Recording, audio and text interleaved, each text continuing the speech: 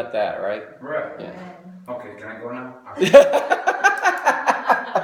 He's already got preached to, so.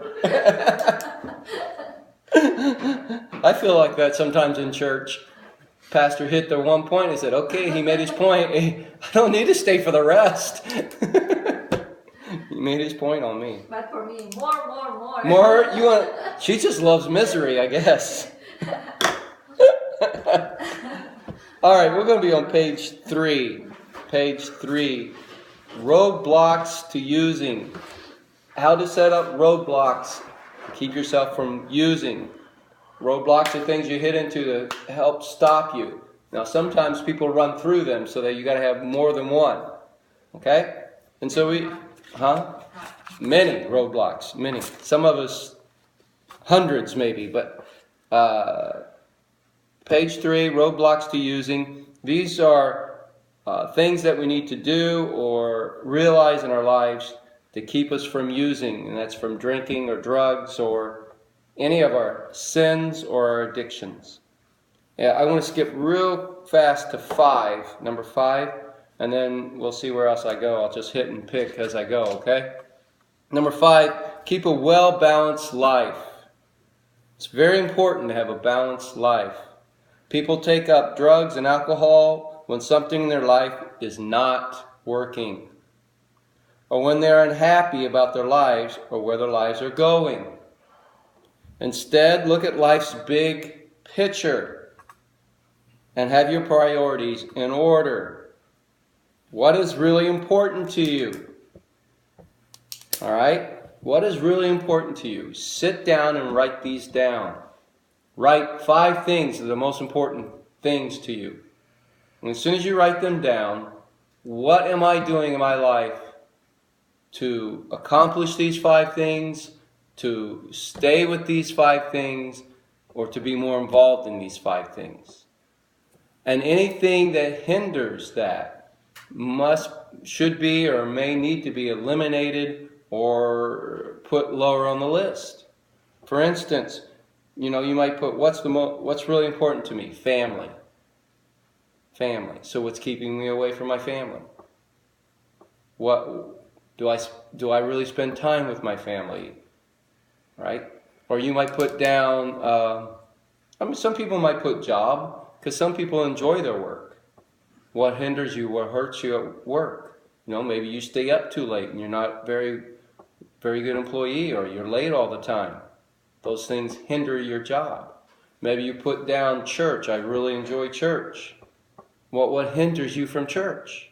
What are you doing to make sure you stay in the things that are important to you? Also, too, you could write down the things that you enjoy the most in life, like fishing, music, art, a hobby. Well, if you spend most of your life on everything else and not the things you enjoy, how happy are you? You're not. And so try to shift where you have a better balance, that you're doing things that you enjoy. You should do something you enjoy every day. Every day. Have some enjoyment. Now, it has to be wholesome, it has to be pure, it has to be godly, but there are things in this life that we enjoy. I enjoy eating. So it's good to have something special to eat maybe once a day, or maybe you enjoy a certain hobby. I really like to paint. Well, paint every day. I like to write myself. I like to sit down and try to write. I should figure out every day a space of time where I write. Or maybe you enjoy your pets. Some people just love being with their pets. Make sure you have time for your pets every day. The things that you enjoy, you should learn to make time for them so you'll have a more enjoyable life, a happier life. Now, those will change as life goes, but write them down. Write down what's important to you. Write down what makes you happy. And then, how does using alcohol, drugs, how does using benefit or improve what's really important to you? And it never does. It never does. Even if you say, well, what's really important for me is to have a good time. In the end, does alcohol and drugs really benefit having a good time? No, it does not. In the end, it does not. Poor self-esteem may well be what led you into drug addiction in the first place. Do you put yourself down? A lot of addicts do. Do you put yourself down? You are on the right road and doing the right thing. Are you on the right road or doing the right thing? Always remember that life is not just about what you do for you. It is, however, very much what you do for others. And that's the key to life. Always remember that. I always say when I die, nobody's going to look at me in my casket and say, oh man, he was such a selfish guy. I look up to him. I love how selfish he was. He had all. He made sure he always had the best things. He took care of himself. He had the best house. I know his kids didn't have a whole lot, but he had it. I love how selfish he was. No, nobody says that. When we praise people at the end of their lives, what do we talk about? If we can find any, the good they did for us. They were there when I needed them. They were, somebody knew, they heard that I was sick in the hospital and they were there. Or they knew we couldn't pay a bill and they loaned us the money. They gave us the money. He gave us the money. Those are the things people remember. Those are the things people honor and give glory to. And so what's really important in life is not what we do for ourselves. It never has been and never will. It's what we do for others. And Jesus even said that. Jesus even said, do unto others as you would want to do unto yourself, or you want them to do unto you. He even says to, in the New Testament, it says to love others as you love yourself. And then there's other parts where Paul says to put people before you, prefer them before you. So the Bible is always pushing us to do for others above ourselves. Never forget that too much of anything will cause an unhealthy stress in your life. Too much of anything, even if it's a good thing. I know I keep encouraging you to go to church and be a part of church and be involved in church, and that's true, but you can even do that too much, where you're not having a balanced life. If all you're doing is going to church, involved in church, and doing good things, good things, but you neglect your wife and your kids or your family, then you're out of balance. Okay? So whatever, too much coffee is bad for you. Too much vitamins is bad for you. Too much of anything is not good for you. It's not healthy. All right? Even if it's a good thing. So remember to balance your life, not to have too much of anything. Let your moderation be known unto all men, the Bible says.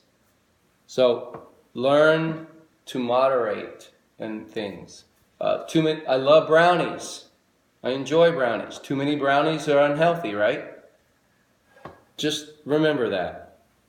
Make every effort to live in a balance between helping yourself and helping others. Live in a balance between helping yourself and helping others. It's all right to want to get ahead in this life. It's okay to want to be successful. It's all right to want to get an education and get a better job. And it's all right to want a nice house and a nice car and whatever. The American dream, it's okay. As long as you're helping others along the way. The balance. Socialize and meet new people. Build strong and healthy relationships with people who are not drug or alcoholics. Drug addicts or alcoholics. Build better relationships with people who are not using. Okay? So keep a balance in your life, and that'll be a roadblock to using. Let's see, what's another good one here? Here's one. Eat better. Eat better. No one expects you to change every aspect of your diet. Nobody's expecting that, okay? It would be wise to throw in a few more fruits and vegetables. Maybe you could drink a couple more glasses of water a day. You'd be amazed at how good it can make you feel. Bodily exercise profits little. Taking care of your health, your diet. What happens is if you're weak physically, you're more tempted to sin. Remember when Jesus was in the wilderness for 40 days and he hadn't eaten, he had fasted? That's when the devil felt like he could hit him because he was what? Weak physically. Who knows, he probably wasn't sleeping very well. I think I put in here something about sleeping, didn't I? No. Okay, well, I'm going to say it anyhow. Have a good sleeping pattern. Have good sleeping habits, because that makes you strong physically and mentally. See, we need to do everything we can to keep ourselves strong physically, mentally, and spiritually. And so there is something about your diet and about keeping care of your physical body. And I'm not saying you can't have sodas. I'm not saying you can't have brownies, because I do. But you can eat better and take a better care of your body. You can sleep better. You can. And go to bed at the same time, get up at the same time. Exercise. Exercise. Learn, I need to walk more, but exercise. Keep your body healthy, keep it strong. If you're weak physically, the devil's going to come. And if you're strong physically, it puts a roadblock to using.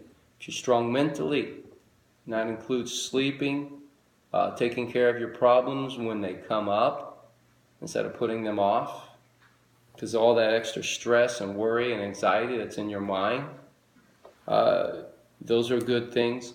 And then make sure you're strong spiritually. And that's when we have number 9, go to church. Want to put a roadblock to using, go to church. Finding spiritual strength is a huge help when recovering from drug addiction. Church will help you through the rough times, and they understand what you're going through. Now, more and more churches do understand what you're going through when it comes to addiction. For a long time, they didn't. Somebody would come and say, I'm an alcoholic. And you know what they'd say? Stop it. Well, if it were that easy, I would, right? But people tend to understanding more, especially with our youth out there in so many churches. So they understand what you're going through. They can be real lifesavers when the urge for drugs and alcohol gets strong. Try attending a church and just see how it goes. And it's the truth. The girl on the south side, Jennifer, I keep pushing her to go to church. And she knows every time I see her now, I'm going to ask her how church is going and how she's doing in church. She says she's attending, so I asked her if she's starting to serve through her church. And she's like, not yet. Church is like anything else. You get out of it what you put into it. What little you put in, you get little out. You put more in, you get more out. And so you don't go to church saying, I don't get anything here. They don't give me anything. I don't get anything out of this church. If you keep saying that, I'm going to ask you, well, what are you putting in? And 99% of the people that say, I don't get anything out of that church, are not putting anything in. Nothing. That's why you're not getting anything out. Those people don't like me. They don't talk to me. How many of them did you talk to? Well, they should come talk to me. What? What's wrong with your hands? What's wrong with your feet? What's wrong with your mouth? The Bible says if you want to have friends, to be friendly. That's in church too. Get up and shake some hands. Get up and say hi. Introduce yourself. Get involved in your church and get involved in people's lives. It will put another roadblock to your using. And it helps create your network that you can call on people. You got some friends at church and you start getting a couple real good friends and you feel like you're going to use today or you're about to use today. Or the stresses get overwhelming, and usually when the stress comes in the end you use. Call them. They're your Christian friends. That's what they're there for. That's what the church is there for. The church is a place of healing, a place of encouragement, a place of edifying. to help along. Because we're all sinners. We're all hurting. We're all sinners. And we're all sinful. There's no perfect person in the church. There is no super Christian. There never has been, never will be. And whenever you realize that, then you understand better what church is all about. Men will fail you. Don't put men on pedestals, because they will mess up. They will sin. They have a sinful nature. Men, women in the church will fail. Just understand that. So are you.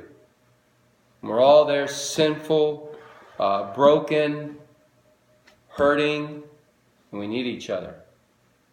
And so get involved. It'll help you too. The more involved you are with other people in the middle of your hurt and your misery, the quicker you recover from it and the stronger you become. Stay faithful in church and helping others, even when you're in misery. That's a difficult statement. Some people think it's foolish. I know when I was told it, I thought it was stupid. I called him the crazy guy. But it works. There's something about staying faithful to God, even in the middle of your misery, and your pain and your hurt. Staying faithful to God. And God honors that. People honor that. You bring glory and honor to God, and you bring glory and honor to yourself for staying faithful even in the middle of your misery. Number 6 up here, I'm going to go with that one. Create or enforce an addiction-free atmosphere. Okay? Enforce it around yourself, in your home, wherever you are. I have an addiction-free atmosphere. Be directly involved in setting limits in your life. These are my limits. My boundaries. I will not go here, or I won't drive past here. Whatever it is, have limits in your life. Create an atmosphere in your life without drugs or alcohol. You know, I have parties now, or I go to parties now, and there cannot be any drugs or alcohol there. None. At all. Even if it's my friends, I'm not going if they have it. That's your limit. If it's family, I'm not going if they have it. I have to know my limits, and that's my limit. That's my boundary. I have to have an addiction-free atmosphere. Time is valuable, and that valuable time is filled with good events, good projects, and valuable hobbies. Fill your life with good things, valuable things, instead of dangerous things. You may not be using, you may not be drinking, but you keep yourself at the edge of that, around that, in the shadows of, you will fall. Any time that is spent doing good things, doing productive products, being creative, that's much less time that person will be spent doing drugs or alcohol. Exercise at a gym or take up jogging. Take a walk around the block or do some other simple exercises. Boredom is never a good thing. It's never a good thing. It always causes trouble. I said yesterday, the only time I've ever done vandalism, was when I was a kid. It's because we were sitting around and we were bored. When boys are bored, you know what they do? They destroy things. Boredom is never good. Chances are, if you get bored, it will increase the chance you will get an urge for drugs and alcohol. Take up doing crossword puzzles or other games, for example. Keep yourself busy. Keeping yourself busy will help. Now, at first, keeping yourself busy for busy's sake is great. But not only that, keep yourself busy, especially things that are productive. Try to find your productive things that, in the end of it, you can look back and say, that time was worthwhile. I mean, at first, keep yourself busy just to keep yourself busy. That's okay. But learn to find productive things, and that will make it even better. Okay? So create One of the ways you create an addiction-free atmosphere is clear out your home. Get rid of anything that reminds you of alcohol. Get rid of anything that reminds you of your drugs use or your pornography use or whatever it is. Clear it out. Get it out of your house. Some people will keep alcohol in their home and say, I'm not going to drink anymore. Doesn't work because it calls to you. You know it's there and it knows that you're there and it calls to you. Get rid of your bong. Get rid of your pipe. I made that pipe in school. So what? Get rid of it. Anything that reminds you of your addiction or your sin, eliminate from your home. You cannot, or your car. You can't control what's outside of your home. You can't control what's outside of your car. But you can control what's in your home. And you can control what's in your car. Get rid of it. And don't allow any of that to come in. And that's one way you can create or enforce an addiction-free atmosphere. This can be taken on several different levels. You can start by rearranging your furniture and fixing the place up.